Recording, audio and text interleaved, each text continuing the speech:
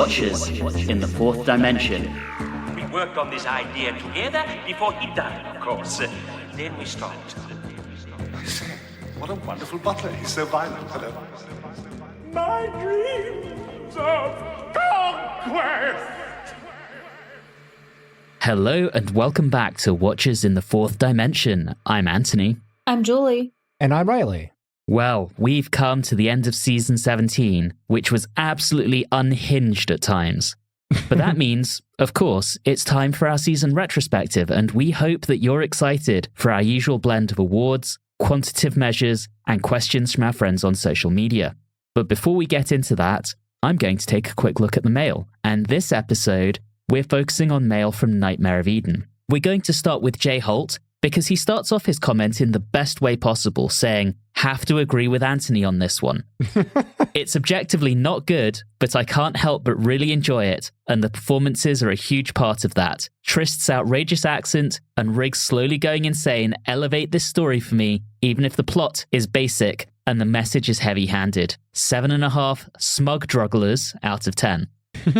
Next up, we have Phil, better known as the 12th Rising, over on Instagram, who says, "I'm not terribly fond of this one. Garish, cheap-looking sets and costumes, poorly designed monsters with flared legs, almost uniformly awful acting from the guest cast, which is so wooden. And for some reason, it was decided to put Lala Ward in an awful maternity-style dress. And then there is Tom Baker. When he finds out the mandrels being smuggled at the source of Raxoin, he brilliantly plays the Doctor as being totally horrified. But then there is that awful sequence in the Forest of Eden contained in the CET machine where he totally overacts. You can see what everyone was trying to do with this story, but its seriousness gets lost behind the silliness and poor production. And I've always wondered how this story would have turned out if it had been part of season 18, which was thankfully more serious and grown up in tone." Short and sweet, our friend Sean Collicutt wrote in to say, "Hard to watch this one. 2 very high space captains out of 10. Bring on the horns." David Patty wrote in to say, "Just listened to the Nightmare of Eden podcast and thought you were very fair with it. When I saw it at first, the mandrels just threw me completely, although the monster design's not as bad as what's coming next. Looking at it now, I'm a bit kinder. There are obvious flaws in the script and the acting, and someone needed to rein Tom Baker in, but unlike the creature from the pit, this one's got a bit of pace and a bit of energy, which does make it fun. I'm not bored watching it. 6. My name is Professor Trist, and this is my best Peter Sellers / Dr. Strangelove impressions out of 10. I like that one. Now we go to another David Gorton, who said, "An interesting tale, this one. Probably the second best story of this run, but bearing in mind what it's flanked by, that's a low bar. Some interesting ideas, such as 2 spaceships being somehow fused together, and the idea of a monster that decomposes into an addictive narcotic is certainly novel. Surprised that no one on the panel mentioned the horrible maternity dress that Romana is wearing throughout this story. That is apparently a theme in these comments. It really is ghastly. Another problem, why are the Doctor and Romana so quick to disregard Della as a possible smuggler? This is someone they hardly know, and she is very much a logical suspect, so why dismiss the idea out of hand? Surely not because she's a girl. So it's nowhere near as good as City of Death, but far better than anything else in this run for me, so it's 7 arms, legs, and everything out of 10. I mean, I'm just going to go out there and say Della was pretty much one of the most passive people I've ever seen on Doctor Who, so that's why no one suspected her. Yes, I would agree with that. Next up, our friend Nathan Laws wrote in with a Star Trek reference, starting out with, "Heading out to Eden. Yay, brother." Oh, wait, no, not that Eden story. I'm a little disappointed with how musical the Watchers like to be that there wasn't a reference to that song, since I always think of The Way to Eden when watching Nightmare of Eden. Funnily enough, this also reminds me of the Buck Rogers episode, The Dorian Secret. Somehow, in my young mind, the passengers in Nightmare of Eden remind me of the refugees in that story. So yeah, I don't think there's any other Doctor Who story that makes me think of multiple other shows. I do have to say that I kind of avoid the creature from the pit to Horns of Nimon range in Who unless I'm doing a full rewatch, so I haven't seen it as often, but my reader fandom opinion is that Nightmare of Eden ranks higher than either of the serials on either end of that grouping. Alright, thank you, Nathan. Mark Dunstan stated, "Dialogue fantastic, like, they are only economy class. Who's he? Oh, he's dead. And don't forget to brush your teeth. Looks fantastically cheap like an 80s game show set. The gods look like male strippers. The CET machine can only display planets with 4 letters, and another German scientist who forgets his accent and his character name. The mandrels were bonkers, as was Tom Baker. Loved this crazy story. 10 wraps of Vrax or cocaine out of 10. I think he's high on Varaxin. Possibly. Our good friend R.L. Gray wrote in to give us some more context on drug culture. And he says, more info about drug concerns in the years leading up to this. And just before I get into what he said, this was something we talked about a little during the episode, so there's relevance here. Recently, I was prompted to look up the meaning of the classic 1966 song Season of the Witch by the Scottish musician Donovan. Far from any supernatural connotations, he meant it as a commentary on the darker side of the counterculture beginning to creep in. He said, there was a feeling, even then, that not all was perfect in the Garden of Eden. Dealers were moving into Bohemia and hard drugs were on the fringes. Over in the US, it was only a little after this that President Nixon really started the war on drugs that would be considerably ramped up by Reagan a decade later, by clamping down on marijuana and heroin. However, this was not out of an interest in public health and welfare, but rather is now on record as being a calculated effort to malign black people and the movement against the Vietnam War. Maybe bringing material like this into Nightmare of Eden would have made for a more interesting story than a blanket, drugs are bad, okay, message. That's classic Nixon for you. That is classic Nixon. That's a very R.L. Gray comment as well. I love his sociological and anthropological insights into these things. Nick Rutherford wrote in with, I enjoyed this episode. Like you, I think the story is a mix of good and bad and never less than entertaining. I found this interesting entry online regarding Trist's accent, that after discussion with his friend Tom Baker, Louis Viander decided to give the character a hybrid accent as would befit an alien in the future. That explains a lot. I also like Romana's line regarding the makers of Russian dolls not realizing that they were making models of the universe. Quite cerebral, and I think the shot where the mandrel dies and turns into Vrax is very good. One of the better Bristol Boys stories, I'd say 5 out of 10 Russian dolls. Kieran James Evans boards the nostalgia train, saying, and he said that this was a jingle, so I'm going to make up my own tune, VHS nostalgia time. Yeah, this was one of my early VHS collections, so fond memories. I was surprised by the relatively kind scores from the watchers, as most seemed to dunk on it. It encompassed the best and worst aspects of the Williams era. Sometimes great sets, sometimes not. Sometimes great dialogue and acting, sometimes not. It's enjoyable enough for me though, so it gets 7 out of 10, and P.S. I'm okay with K9's voice this season. Kieran, we've been through this 7 out of 10 what? Yes. But otherwise, thank you. For a second, I thought he was 7 out of 10. K9's voice wasn't that bad this season. I mean, maybe that's what he meant. Maybe. All right, next up, our good friend and one-time guest, J.M. Casey, said, I feel like there's some decent concept going on here from the Bristol lad, but something seems off or wrong. I even think the story is compromised not only by the chaos behind the scenes with the director, but by concerns about the drug theme in a clearly anti-drug story. I also grew up in the 80s, and frankly, I have very little patience for this kind of messaging in any show. And boy, a lot of them, especially on US TV, right up into the 90s, did this kind of shit, and it always sucked. Now, I'd really like to know, indeed, what his original script was like. I'm not saying Bob Baker delivered some kind of masterpiece here, but I feel like whatever the show was trying to say about drugs, people like Lala Ward really undercut it with their nonsensical concerns. And I wonder too about the portrayal of Vrax on the show. How much more unglamorous can you get with your drug portrayal than to basically tell us that one dose will kill you? That feels like a compromise and a really bad one. You have to make this stuff seem at least somewhat attractive, or else it's not believable. And it's not as if the audience couldn't take it. I'm sorry, but this season just keeps delivering shit.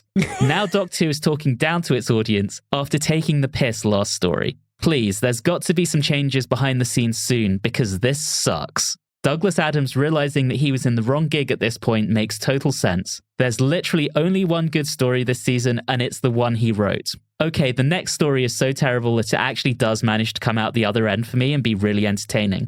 But this and its drugs are bad okay messaging, I just really can't take. Love the passion in that. Love it. Oh yeah. And we'll end with a robust defense of the story by Keith Burton, who commented with, I'm going to defend Nightmare of Eden, the story. The production obviously suffers from being made at the height of the economic problems in the UK, as well as the directorial challenges. But the story is a good one. Spaceships crashing, monsters on the loose, drug smuggling, and a murder mystery. Also, as a 10-year-old child, this was my first exposure to drugs. The way Varax is depicted has informed my opinion of illegal addictive narcotics ever since. Lala Ward was correct in insisting the negative aspects were highlighted. Basically, what I'm saying is, strip away the production issues, and there is a lot here to admire. Back in 1979, we saw these episodes once and they were gone. But we could reread the Target book, published shortly after, and like all the Target books, it rewrote our memories of what appeared on screen. 8 rampaging midget mandrills out of 10. I love how we get different opinions on the same topic. I'm sensing a spinoff where we bring both of them onto a podcast and they debate. I like it. They try and convince each other. Yes. Coming soon after our Blake 7 podcast. They do it on sports talk radio all the time, so we should take advantage of it. Yeah. That brings us to the end of the mail, and as always, we love to hear from you, dear listeners, so you can contact us with your thoughts, comments, and questions through our social media channels, Facebook, Instagram, and Twitter, all of which are at Watchers4D, or you can email us at watchers4d@gmail.com, and as you've just heard, we do like to read out messages on the show. Also, if you're not doing so already, if you're enjoying what you're hearing, please do go ahead and subscribe to the show, and we'd also really appreciate it if you could drop us a review on whichever podcasting app you are listening on. Now, with that out of the way, we will go ahead and dive right into our Season 17 retrospective. As a reminder, we start these retrospectives with our awards. Then we look back at our various scores and metrics from across the season before answering questions from listeners as gathered through our social media platforms. For the awards, as always, we will respond in reverse alphabetical order, so Riley will answer first, followed by Julie, and then finally myself. And we will go ahead and dive right in with best and worst stories. And as a reminder, the nominees are Destiny of the Daleks, City of Death, The Creature from the Pit, Nightmare of Eden, The Horns of Nimon, and Shada. Riley, over to you. Well, this is a no-brainer. Best story is City of Death. I don't have much more to say about it other than that, but I did think, imagine how this season would have been if City of Death did not exist or wasn't even a part of the season. This would probably be considered the worst season of the show ever, or at least vying for that. Worst story for me is a battle between The Creature from the Pit and The Horns of Nimon, but I think the presence of our favorite Soul Deed gives Horns of Nimon the edge, so worst story is definitely The Creature from the Pit. And honestly, the premise of The Creature from the Pit is not bad. Something good could have been made from it, but unfortunately, nothing did. See, Doctor Who is known for being goofy. Sometimes that can be really poignant because when you see someone in a silly costume or a silly monster suit, while at the same time someone is acting their ass off, giving an extremely poignant monologue, it just hits harder. It just shows that they care. When you see them doing that, it shows that they give a shit. But with The Creature from the Pit, you can tell that nobody cared. And that's a cardinal sin for the show. You can't be boring and you can't go too far in the campy direction where isn't this just all a laugh type of attitude. So that's why Creature from the Pit is the worst story of the season. You know, I have a feeling we might be all aligned here, but Julie, let's throw it over to you. So I have this problem of what I think logically is the actual best story versus what I am willing to rewatch over and over again. Because yes, I agree. City of Death is probably the best story that we have in this season. However, I kind of really like Shada. I think it's a little long, but I did really enjoy that. I mean, part of it is just how different that is. But I could see myself watching Shada a little bit more often than City of Death. So you're going with Shada? Yes. Yes. All right, worst story. Yes, it is the battle between The Creature from the Pit and The Horns of Nimon. I'm not going to go and as long of a diatribe as Riley did, but I will just say, well, at least in The Creature from the Pit, because there is a lady yelling at me the entire time in The Creature from the Pit, I will choose The Horns of Nimon as being the better of the two. There it is. Yeah. So for me, I think it has to be City of Death as my favorite story of the season. It's really well done. It's perfect length at 4 episodes. It doesn't move into that overlong issue that we tend to get with a lot of 6-parters. The characters are great. It's well plotted. And Duggan saves the day by punching someone, which is the gag they were building up to since episode 1. Julie's favorite. Julie's favorite. So I think that for me, that has to be the best story of the season. And of course, the worst, it's Creature from the Pit. As Riley said, at least the Horns of Nimon has my boy, Soldeed. But the Creature from the Pit, there's not a single likable character in that story. They are all fucking terrible. Everyone is just out for themselves, except for my boy Organon, but he's not enough to bring it above Horns of Nimon. So definitely the Creature from the Pit. All right, our next 2 are best and worst moment. And again, this can be anything from across the season. So, Riley, over to you. For best moment, I'm going to go with something from Nightmare of Eden. I enjoy dark comedy, so I really liked the passenger section attack. Not only because it was well shot and exciting, but it was incredibly funny because when you add in Rick being all drugged up and laughing at it all and saying, they're only economy class, what's all the fuss about? Just had me rolling over with laughter. So that was my best moment for this season. Worst moment, unfortunately, there was a decent amount to choose from this season. I think I'm going to go with the one that made me the most angry, and that would be in Creature from the Pit, when the president of the bumbling hobo brigade gets stabbed, and due to his obsession with metal, he's more interested that Corella used tempered steel to shiv him than the fact that his guts were about to spill on the floor. So this is, once again, an example of the show not even attempting to take itself seriously at all, and that's what Creature of the Pit is terrible. All right, tell us how you really feel, Riley. Yeah. All right, Julie, best and worst moment. All right. So best moment, I've got to, I like to do that, is one, and yes, it's not just because I just watched Shada. There's some really good things in there. So the more important one, or the one that is the more serious one, is the lighting and the animation when Skagra is walking in a ship. I think that was brilliant. Whoever was in charge of that animation, good job. I really applaud you. The funny thing from Shada that I love is the random old lady getting nailed in the head by the floating orb. Oh, that was beautiful. So good. Worst moment for me is very similar to Riley, except it's anytime the bandits were on screen from the Creature from the Pit. Anytime. That's it. Yeah, Julie, I think I'm in complete alignment with you on the worst moment because they suck. There was nothing good about them. They played into all sorts of horrible Jewish stereotypes. Not a fan. They are truly, truly the worst. For my best moment, Riley, while you said that there are lots of bad moments this season to choose from, I do think there are some really good moments as well. And while I was tempted to pick the moment that the co-pilot's trousers split in the Horns of Nimon, I do actually want to go with Duggan punching Scarrow. Oh, fine.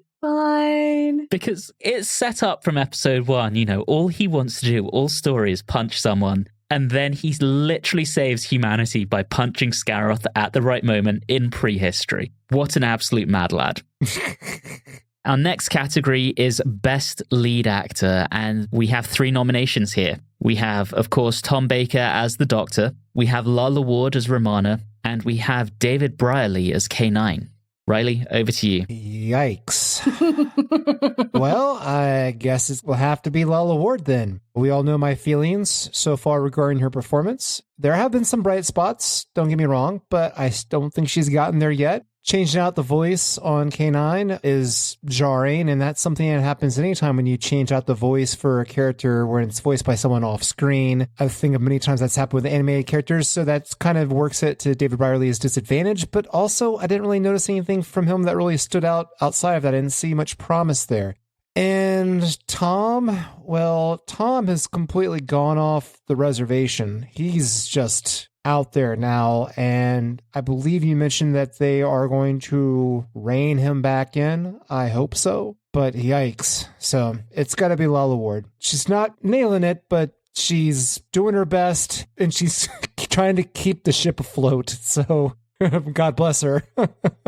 All right, Julie, who do you have? I'm in agreement with Riley. It's Lala Ward. Obviously, Riley just isn't cutting it for me with K9. And it also felt like they sidelined K9 and made him a little bit more of a laughingstock than usual. So I'm a little bit sad there. And yes, Tom Baker being Tom Baker. And I'm not necessarily a fan. I think I do like Lala Ward a little bit more than Riley. And I do think that she does have some really great moments, particularly even though the Horns of Naimon isn't the best, I think she does a really, really good job in that one. Lala Ward. Julie, I think you just hit the nail on the head for me. I think I've been a bit more fond of Lala than either of you this season. But obviously, Tom, he's been out of control for a lot of this season. The new voice for K9 isn't a patch on the old one. It has to be Lala. I do think she's had some really good moments. Julie, you mentioned the Horns of Naimon, and she was excellent taking on the lead in that. Even though she was reduced to being a prisoner for much of Shada, she kind of shone through in that one as well for me. So yeah, it's Lala Ward. There's not really another option here. All right, next up, Best and Worst Supporting Actor. And again, this can be anyone other than those three that we've just mentioned who's appeared over the course of the season. Riley, over to you. Julian fucking Glover in a landslide. Yeah. Stellar. Absolutely stellar. But since I will also select Scaroth as the best villain, I will pick a backup at best supporting actor. I know that I just gave away a spoiler who I was going to pick for best villain, but come on, I don't think there's any doubt about who's going to be selected for that. I'm going to go as my backup, Dennis Carey as Professor Chronatus. It's a really interesting performance because I really enjoy it when he does his revealing of himself, his true self. It luckily was saved and on video, wasn't lost. It was actually filmed, so that's great that we have that. And it was just a wonderful, just subtle expression change and mannerism change. Just excellent job there. That moment really sticks with me. Nice. And I guess for worst supporting actor, well, also no surprise there. Myra Francis as Lady Adrasta in Creature from the Pit. I will spare us from my rendition of her now infamous no reaction, or would you call it a monologue? It feels as long as a monologue, so maybe we could call it that?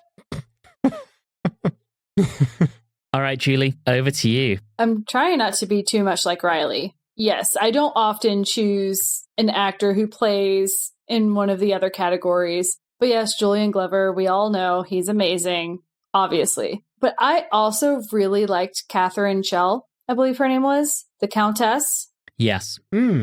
I thought she was wonderful because she could have just been the side piece, but the moment that she finds out about Scaroth and she confronts him, I think is wonderful. I love that. Worst, I mean, you've got a couple different people from Creature from the Pit that you could choose. The leader of the bandits. I don't even remember which one was the leader. I don't remember his name, but that's one. Myra Francis is one as Lady Adrasta. And then I particularly did not care for Malcolm Terrace playing the co-pilot in The Horns of Naimon. Oh, that guy. Mm-hmm. I get where they were going with that character, but man, just every time I just wanted to shut him up and punch him in the face. And I know that's not necessarily a bad actor, but it was rough. Is it because you are in fact weakling scum? Anthony, are you implying that I am scum? Because we might need to have a conversation. No, of course I'm not. Just being silly. So, best supporting actor is clearly Graham Croden as Stoldeed. Ah, yes. No, not really. I mean, the obvious one is Julian Glover as Scaroth. I don't want to do that because it is so obvious, and yes, he will likely be my best villain as well. Spoiler for about 30 seconds time. So I'm going to go with Christopher Neame as Skagra. Because I thought he was really entertaining at times, particularly when he was in the quad with Wilkins just going, you.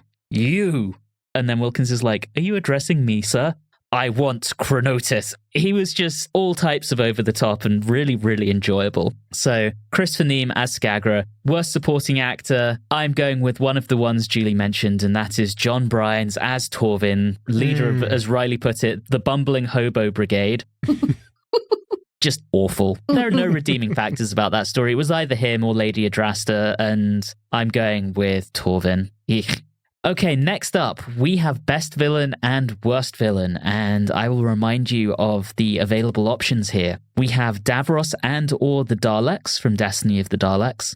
We have Scaroth from City of Death, Lady Adrasta from The Creature from the Pit, Trist and or Dimmond from Nightmare of Eden, the Nymons from the Horns of Nymon, and Skagra from Shada. Over to you, Riley. You know, we may be hitting a lot of the same things, but when you have a season, when you have such a high like City of Death and such a low like Creature from the Pit, when we look back at it, it's very difficult for us to see the in-betweens. You're always looking at the peaks, both at the top and the bottom. And so that's why they keep coming up again when we remember them. So, hey, guess what then? Best villain is Scaroth. Once again, no question. I already mentioned I was going to do that, but I'm not going to pick Lady Adrasta as worst villain because I'm going to share the love of worst villain. And really, the main issue with Adrasta, I think, is the performance, not the character, to be quite honest with you. I'm going to pick Tristan Dimmond because I find the whole run-of-the-mill drug dealers villain thing as really, really boring. Especially for a show like Doctor Who, where there are no rules, there's nothing holding you back. You could do whatever you want for a villain or a character. So just having drug dealers, I mean, come on. That's not really that imaginative at all.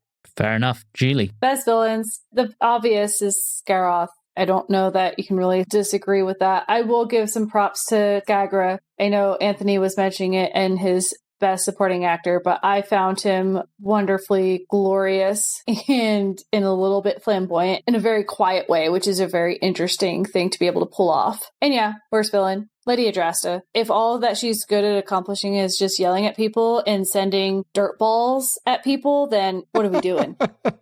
Well, I let it out already. It's Scaroth as my best villain. He's just highly entertaining. Riley already nailed it. Julian Glover was brilliant. Hard to overlook him for anyone else. Worst villain, and you know I loves me some Nightmare of Eden, but I'm going to go with Dimmond, but not Trist. Oh, okay. I think at least Trist is somewhat entertaining with his bizarre accent and his bizarre stories that, you know, well, we worked together for a time and then he died and so we stopped. Like, I find Trist very entertaining and at least he has some motive. He wants to fund his research. So he's taken an ends justify the means approach, whereas Dimmond is just in it for the money, which is boring. So that's my justification on Dimmond and not Trist. And yeah, drug dealing, not exactly exciting for Doctor Who. Well, next up, we have two of my favorite categories. The Dougie Camfield Award for Best Director, the Dougie, and the Richard Martin Award for Worst Director, or the Dickie. And the nominees are Ken Grieve for Destiny of the Daleks, Michael Hayes for City of Death, Christopher Barry for The Creature from the Pit, Alan Bromley for Nightmare of Eden, Kenny McBain for The Horns of Nymon, and Pennant Roberts for Shada. Riley, over to you. I'm going to make a left field pick here. Best director is Alan Bromley with Nightmare of Eden. Here are my reasons. I think he did a great job with making us feel like we were really on a passenger spaceship. The way the shots were laid out, the way the sets were laid out. Also, I'm a sucker for the whole classic portal bit. Of course, I wasn't necessarily happy with some of the acting choices. They weren't as terrible as some that I will mention when I mention the worst director. Also, as much as I love City of Death, I feel like I could not select Michael Hayes just because he forced me to see so much of Paris. I dislike the French. So, there we are. Next up, the Dickie goes to Christopher Barry for Creature from the Pit. No big surprise there. The performances need to be reined in. These are the performances I'm speaking about compared to those from The Nightmare of Eden. And the creature design was a disaster. And of course, how can we forget the fellatio? So, yeah. Yeah. Julie, what have you got? All right. Yeah, the Dougie, I love Shada. Sorry, everyone. So I am going to give it to Pennant Roberts. I understand we don't have all of Shada, but there was a lot more of it than I thought. And I thought the location shooting that he was able to do was very wonderfully done and not quite as drawn out as those in City of Death. And I'm going to give the Dickie to, yes, of course, Christopher Barry. I also know that Christopher Barry can do better. So how dare you? Why do this to us? I'm disappointed in you, Christopher Barry. Yeah, I'm going to take the Dickie first. Wait, let me rephrase that. No, leave it. Let's start with the Dickie. There's no good way of saying this, is there? All right, the Dickie is going to Christopher Barry, of course. I think by 1979, he was past it, candidly. You know, this is the man who gave us about half of the first Dalek serial. He gave us The Savages, The Power of the Daleks, The Demons, The Brain of Morbius. Oh, yeah. Yeah. And then he gives us this. That's why I was so disappointed in him. Yeah.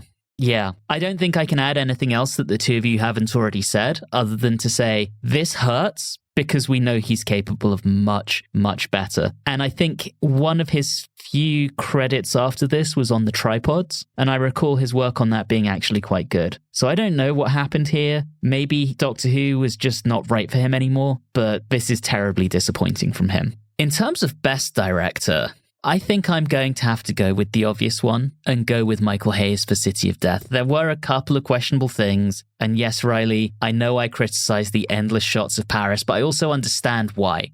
I mean, this is clearly oh, look at us. We're doing overseas filming for the first time ever, so we're really going to milk it. I don't know how much of that was him and how much of that was a directive from the BBC. Yeah. But so much of that story, other than that, is brilliant. I think the only other thing that's questionable is Duggan knocking down that wall. But that was in the script and he had to make it work somehow. But otherwise, it was the shining light of the season. And yeah, I think a big part of that is down to the direction. He got fantastic performances all round, even managed to rein Tom in to an extent that simply wasn't possible later in the season. So good for Michael Hayes. Next up, if any of us choose to award it, the Don Smith Award for Unnecessary Fan Wank. Riley.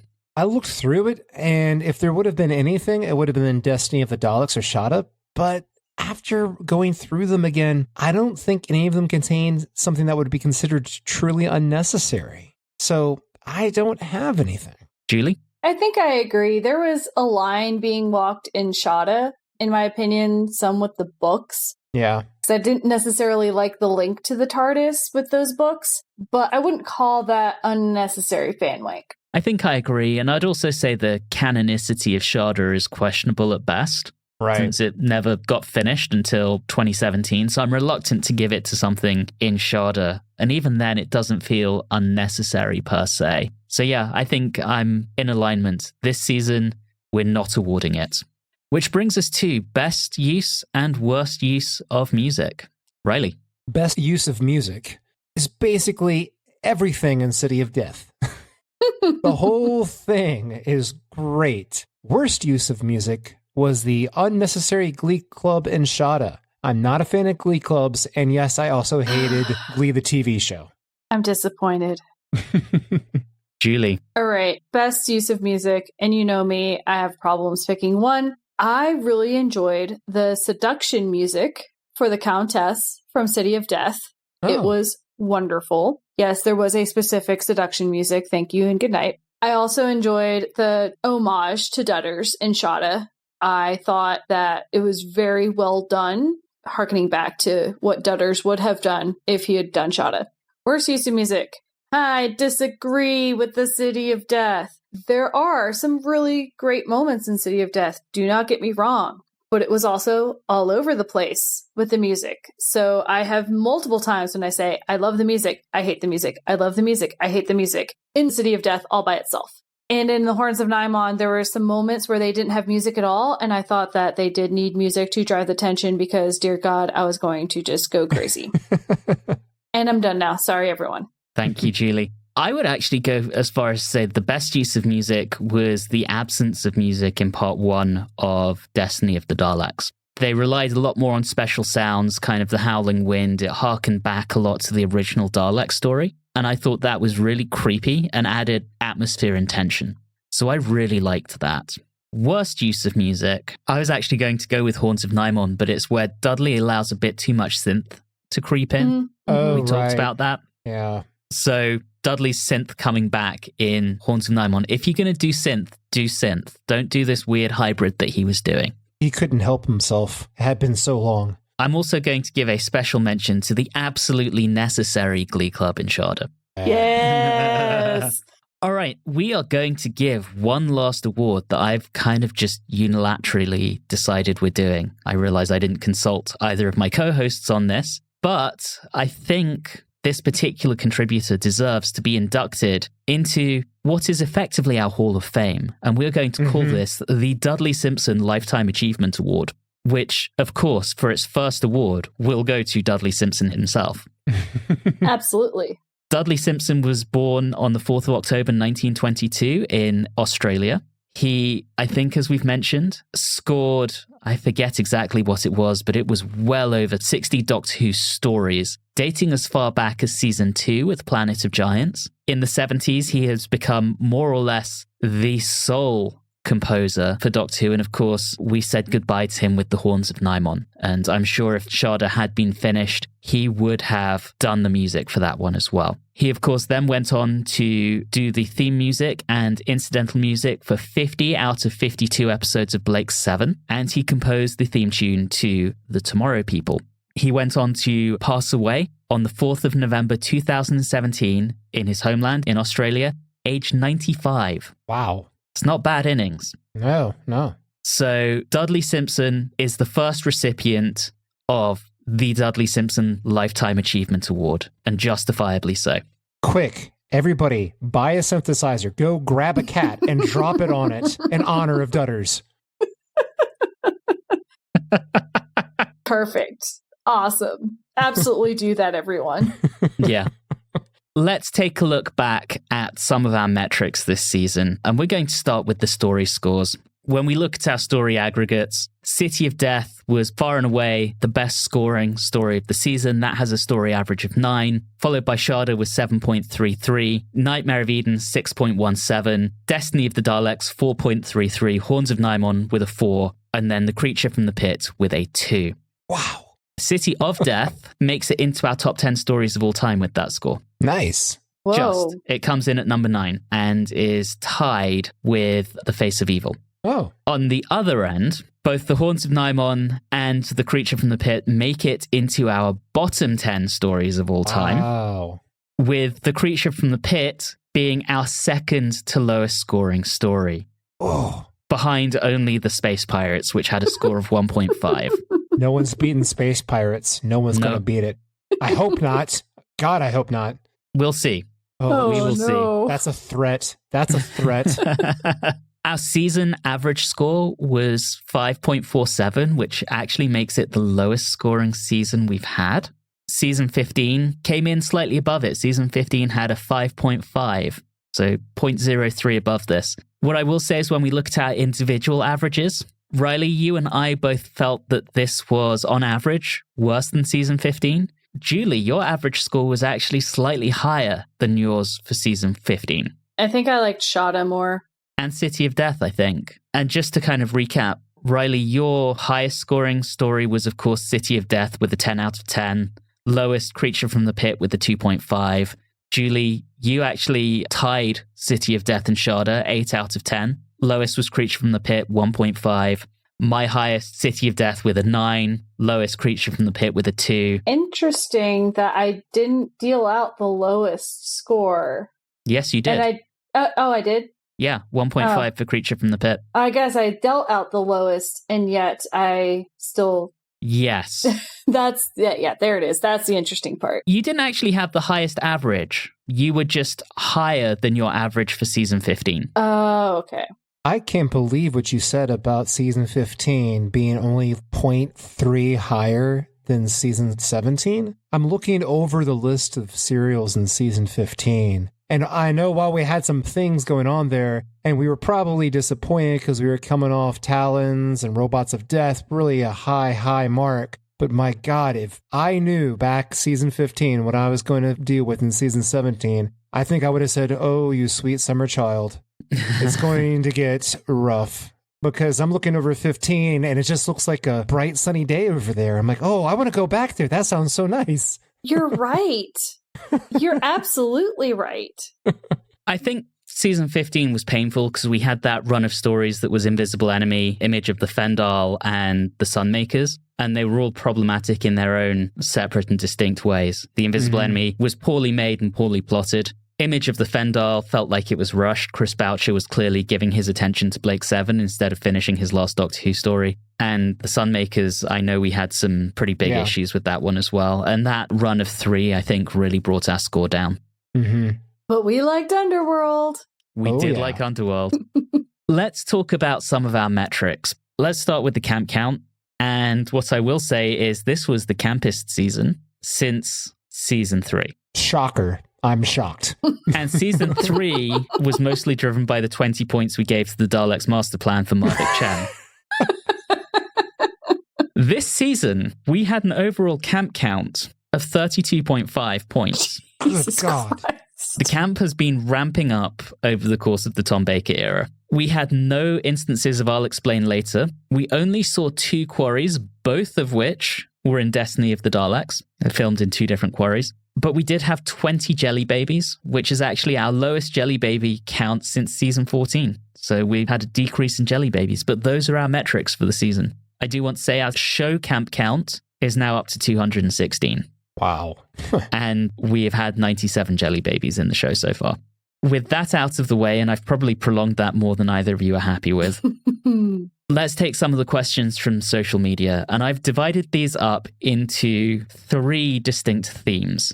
The first one is kind of general questions about the season. Then we have some story-specific questions. And then we have this set of questions of the basic theme is it time for a shake-up? So let's take the general season ones. And the first question comes from Paul Arthur, aka Doctor Who 60s, 70s, 80s on Instagram. He says, if 1979 was more of a table wine, what kind of booze is season 17?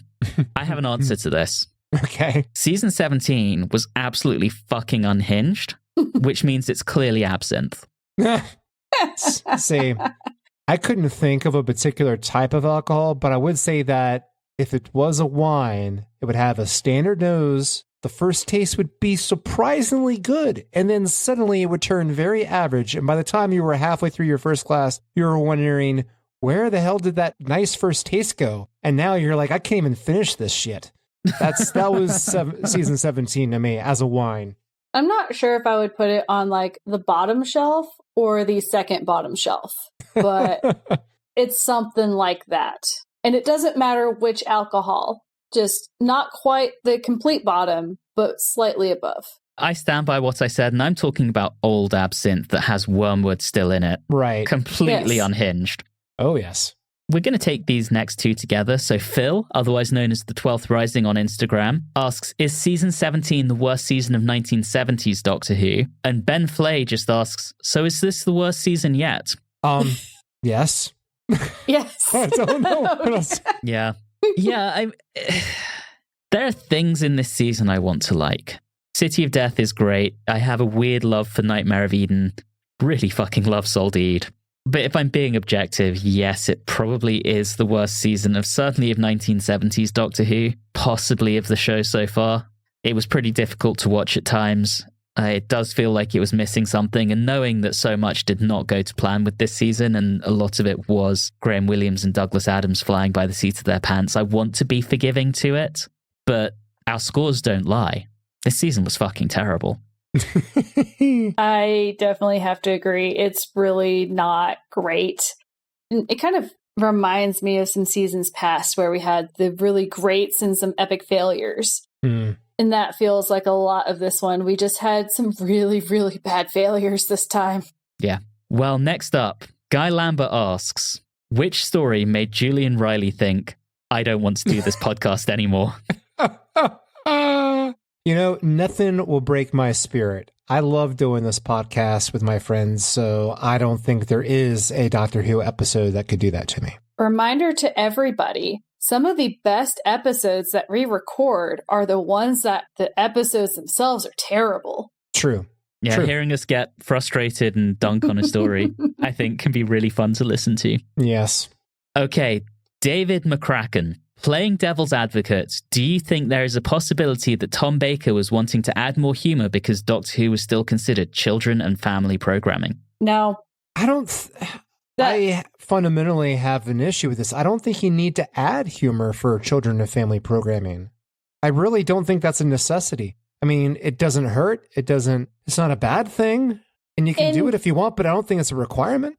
In knowing Tom Baker a little bit, or at least from, what I gather from some of his time, I don't think he was thinking much about the kids.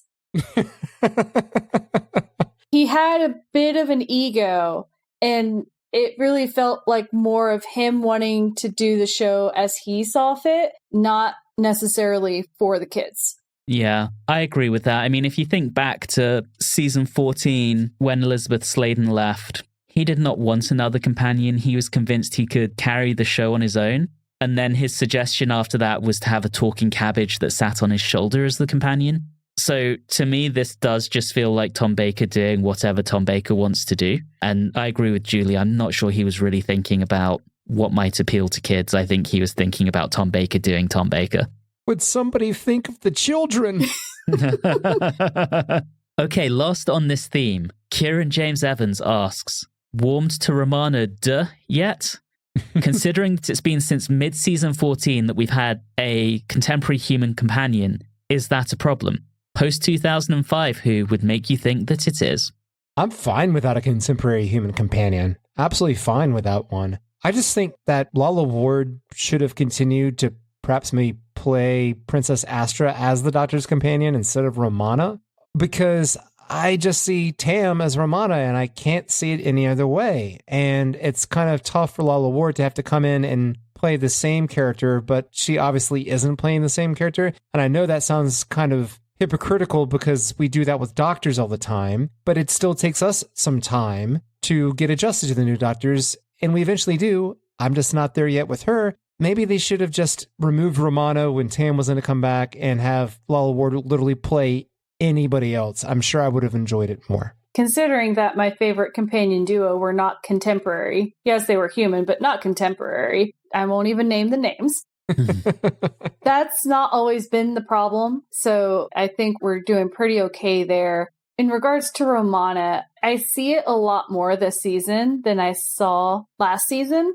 There's still a few times when I don't necessarily think it's really a Romana problem and more of I think Lala Ward's standoffishness comes across too often. And that's what I don't like about this second Romana. But again, with the Horns of Naimon, she definitely carried that story and she did a really good job. So I have warmed to her. But Mary Tam is still going to be Romana for me. Yeah, I think I agree with that. I have warmed to Lala Ward as Romana, but Mary Tam is the OG, she's greatest, and I'm deeply in love with Romana 1. I don't think that the lack of a contemporary human companion is a problem. I mean, we all know about Julie's love of Stephen and Vicky as a duo. I thought you were going to talk about Dodo. Oh, well, Dodo no. was contemporary, so she doesn't count. Oh, true. Yes. No, I mean, of course, Julie, we all know it's Jamie and Zoe. I'm pulling your leg. But yeah, I don't think it's a problem. I think if a character's written well, the audience will be able to see the world through their eyes regardless. Or maybe the audience doesn't need an identification figure. That's a new concept. So I don't think that's a problem at all. All right, we are now going to take some story-specific questions, and the first one comes from whomever runs the Exeter Doctor Who fan club Instagram page. There's no name on that beyond Doctor Who Exeter, but they ask, what did you think of Lady Adrasta? That story aside, she was pretty good in it, right? That's bait. That's bait. My friend, I will refer you back to our awards. Suffice to say, Myra Francis did not do well. Troy Hunter asks something that's hopefully a little bit more serious. And Troy asks, is Nightmare of Eden a really good story that is undone by poor direction and poor production values? I think Nightmare of Eden either needed one or two more edits or one or two less edits of the script. I haven't decided which direction it should go. But I think that the direction was fairly well done in Nightmare of Eden. I don't think that was the bigger problem. I think it was more of a story problem. Yeah, I was actually going to go as far as to say Nightmare of Eden is an average story that is made by good direction and surprisingly decent production values. I think you took the words right out of my mouth. I would make some changes to the script It has a good beginning. It has some promise there. I think we need to do something other than the drug thing, but we've talked about that before. And I'm not sure how much of the drug thing was actually Bob Baker versus others meddling in it, but I think Bob Baker and his previous writing partner, Dave Martin, have history with scripts that needed a lot of help, scripts that needed a lot of work. And when you had someone like Robert Holmes or Terrence Dicks doing the rewrites, it was quite effective. I'm not sure how much Douglas Adams actually touched this and how much was kind of done by others, but the script didn't quite work for me. So I agree. Okay, next up, we're back to the Doctor Who fan club of Exeter. Oh. And they ask, do you think that Agador would be friends with the Mandrills from Eden? Absolutely.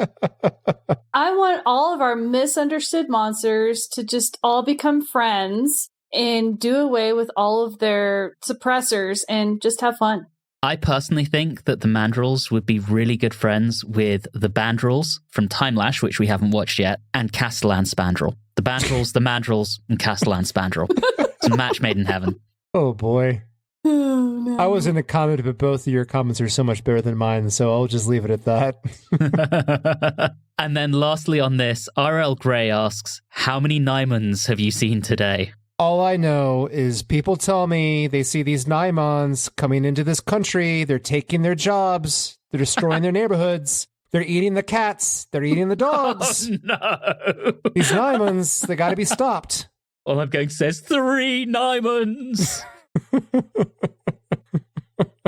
Yeah. Okay. Okay. Shake up time is our last category here, and we're going to take some of these together. Austin D. Patterson asks, are you guys excited for one more season of Tom, or are you ready for a certain blonde doctor? And Nick Rutherford says, same question as I asked last season, are you ready for a new doctor? Yes. See, I know what's to come, and I have to say I'm excited for the two of you to see a more toned down Tom again.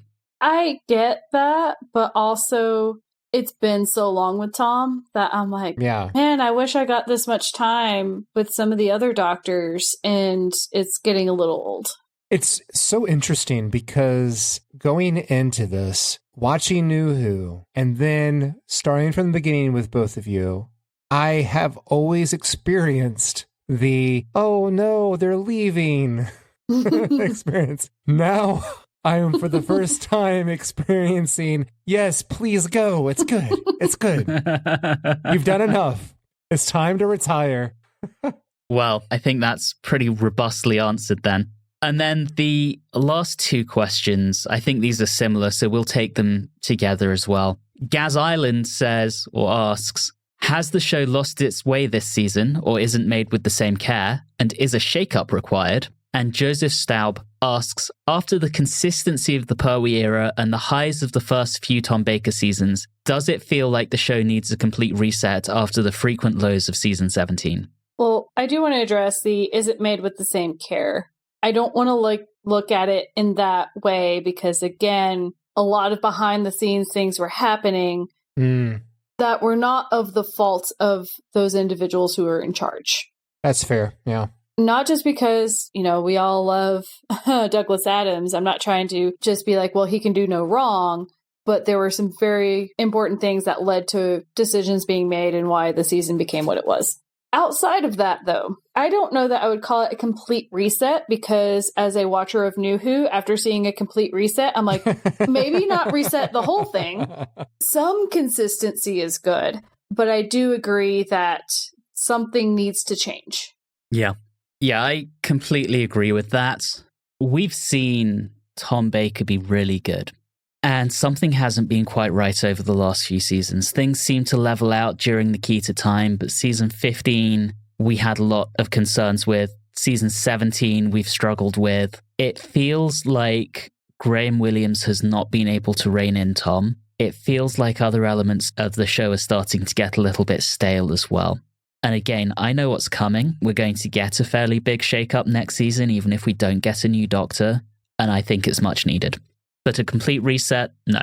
Yeah, there's nothing more I can add to that. Yes, change is required, but you don't need to blow the whole thing up. You just need to make some strong changes, not everything. Exactly. Well, that's our final set of questions. So we are at the end of our retrospective on season 17.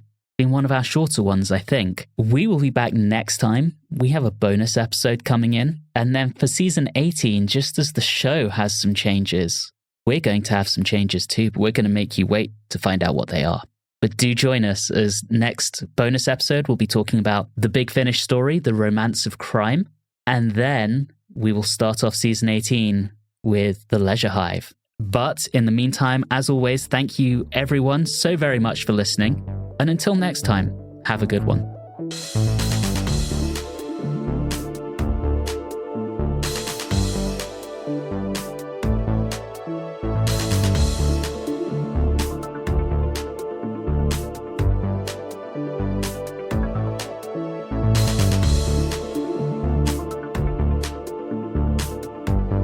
You have been listening to Watchers in the Fourth Dimension with Riley Schreck, Julie Philippek, and myself, Anthony Williams.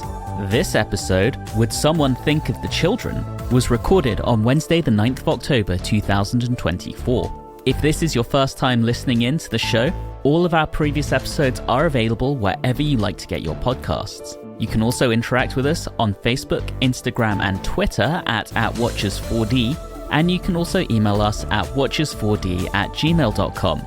If you're enjoying the show, please do subscribe and consider leaving us a review or rating on your favorite podcasting app. All of those things really do help the show. And always remember, things can still get worse.